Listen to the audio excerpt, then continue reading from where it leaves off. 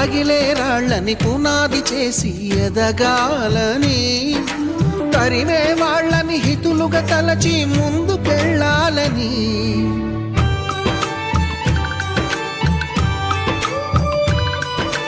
కన్నుల నీటిని కలల సాగుకై వాడుకోవాలని, కాల్చే నిప్పుని ప్రమిదగా మలచి కాంతి పంచాలని, గుండెతో ధైర్యం చెప్పెను, చూపుతో మార్గం చెప్పెను, అడుగుతో గమ్యం చెప్పెను. నేనున్నానని